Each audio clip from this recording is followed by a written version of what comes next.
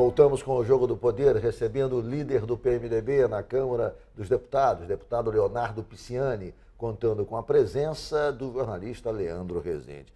Deputado Leonardo Pisciani, a questão da CPMF parece que, além, obviamente, da grita que há em relação ao imposto, aumento da carga tributária, há uma parte daqueles que gritam também, que não dizem que é por isso, mas a gente sabe que é. Gritam porque, ao cobrar a CPMF sobre a movimentação financeira, você facilita o controle do fisco sobre a movimentação financeira. Ou seja, há quem esteja contra porque acha que vai ficar mais vulnerável pela fiscalização a partir da sua implementação. O senhor concorda? Olha, eu não afirmaria, né, que os empresários ou cidadãos temem isso, mas de fato a CPMF ela ajuda a Receita Federal, o fisco, a controlar melhor o contribuinte, né, e a impedir a sonegação fiscal. Então, de fato, há esse aspecto e sobre esse aspecto é benéfico também. É um controle maior da arrecadação. Qual é a expectativa de arrecadação do governo com a volta da CPMF?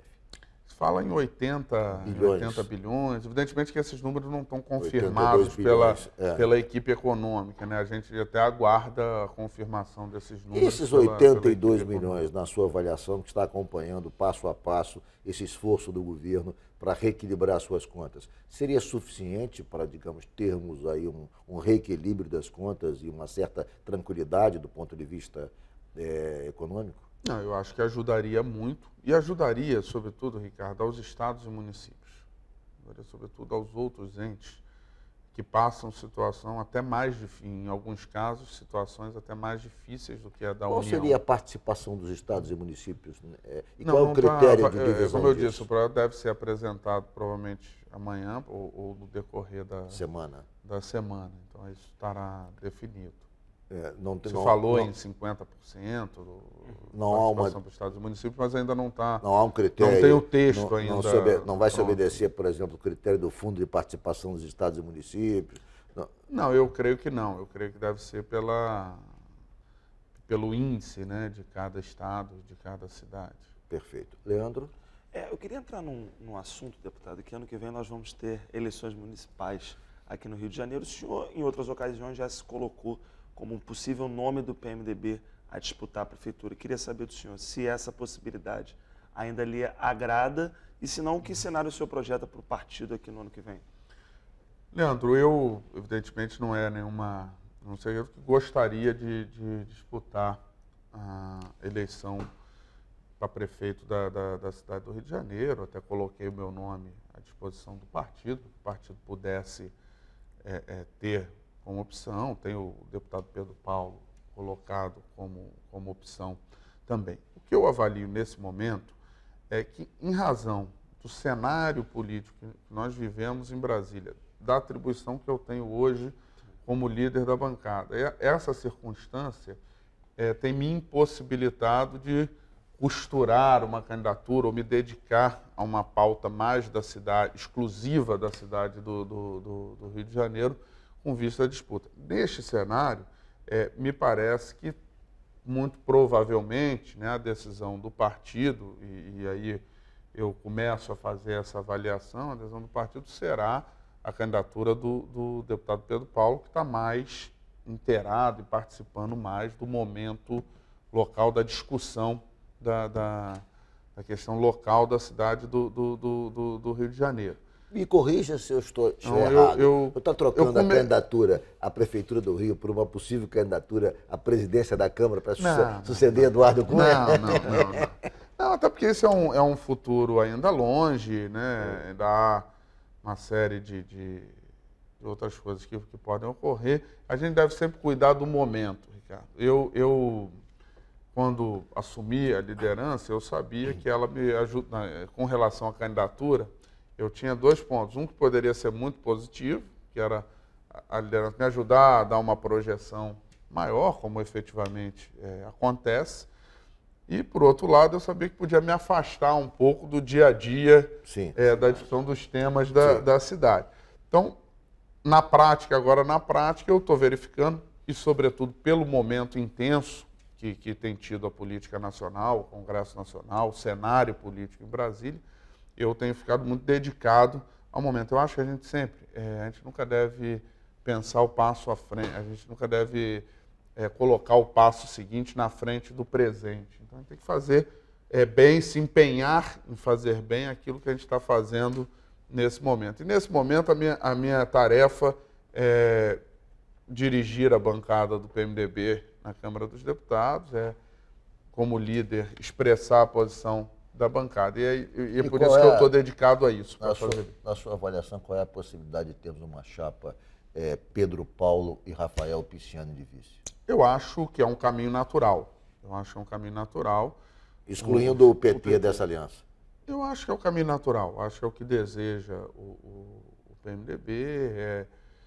Do ponto de vista da gestão, o Rafael participa hoje do governo municipal, portanto está diretamente ligado às questões diárias da cidade, portanto acho que será um caminho natural.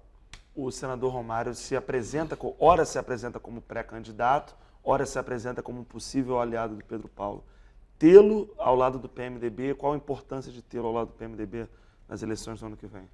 Ter aliados é sempre importante. Mas com peso de 5 milhões de votos? Ter aliados é sempre importante. Né? Sejam com muito peso ou pouco peso, é evidente que os que têm mais peso eleitorais são ainda mais importantes. Essa conversa tem sido feita pelo prefeito Eduardo Paes, diretamente com o senador Romário. Tanto o senador quanto o prefeito mantêm uma relação pessoal de absoluta cordialidade, de absoluta interação. Então é possível que se construa um cenário de alianças para frente. Né? Ter aliados é sempre importante. Melhor ter aliados do que adversários. A sucessão do governador Pezão está definida? Será candidato o prefeito Eduardo Paes, na sua avaliação? Não, veja, ainda um passo muito distante, porque você ainda tem uma eleição ano que vem no meio, até se chegar na eleição de 2018. O que eu avalio é que o Eduardo Paes seria um candidato natural, né? Porque ele vai encerrar a sua gestão, tem ido, na nossa avaliação, muito bem na sua gestão à frente da Prefeitura do Rio de Janeiro, e nós temos uma convicção de que ele sai ainda melhor da sua gestão. Então, ele certamente é o candidato natural do PMDB. O Eduardo Paes pode até ser candidato a presidente da República. Sem dúvida nenhuma, hoje o principal nome do PMDB na discussão de uma possível candidatura própria. Então, veja, se ele é um nome que está credenciado a ser candidato a presidente da República, certamente ele está credenciado a ser candidato a governador. A aliança com o PT aqui no Rio e a nível nacional, pelo todo o contexto desses últimos meses intensos aí, está descartado para o futuro? Totalmente descartado? Não diria que está descartado a aliança com o PT como um todo. É preciso se dialogar, se encontrar os pontos de convergência. No passado, esses pontos foram encontrados. Depois, uma atitude unilateral do PT, eles foram rompidos e depende agora de se conversar. O senhor acha que é inevitável, na próxima Convenção Nacional do PMDB, a aprovação desse rompimento para um futuro mandato, para uma futura eleição? Olha, saber resultado de convenção do PMDB é quase que ganhar na Mega Sena. Se conseguir acertar. O partido tem muitas nuances, muitas lideranças regionais com muita força, é um partido de estrutura horizontal, né? Portanto, sempre se constroem consensos que partem da junção das direções estaduais, então não é simples se apostar, se cravar um prognóstico sobre a convenção do PMDB. Deputado, embora o senhor esteja em Brasília, distante, portanto, um pouco das coisas aqui mais paroquiais do Rio, como é que o senhor está vendo aqui os primeiros meses do governo do governador Pezão, que parece que enfrenta muitas dificuldades financeiras em várias áreas, que se refletem na saúde, que se refletem na educação, enfim, na segurança pública, ou seja, me parece que esse mandato do governador Pezão está sendo mais difícil do que ele próprio imaginava. Não, eu concordo contigo, Ricardo. O Pezão iniciou esse mandato num cenário muito difícil, de queda de arrecadação, de retração econômica, tendo que fazer cortes. Ele já iniciou cortando 35% das despesas, mas ele demonstrou duas coisas importantes para o governante. A primeira, que conhece a realidade, que não está deslumbrado nem ofuscado com as questões. E o segundo, demonstrou coragem de cortar na carne logo no início do governo, de arrumar a casa logo no início. Se você consegue arrumar a casa no início, ainda com dificuldade, você vai superar essa dificuldade momentânea. Então, a nossa expectativa nós reconhecemos o momento difícil, não empurramos para debaixo do tapete o momento difícil, mas nós acreditamos que a casa está sendo ajustada, está sendo arrumada e, no futuro breve, você vai conseguir dar as respostas necessárias. Deputado Leonardo Pisciani, muito obrigado pela entrevista, foi um prazer enorme recebê-lo aqui mais uma vez no Jogo do Poder, nosso tempo se esgotou. Muito obrigado também, Leandro Rezende, por ter comparecido a essa entrevista. Foi um prazer recebê-lo aqui. Obrigado pelo convite, Ricardo. Obrigado, deputado.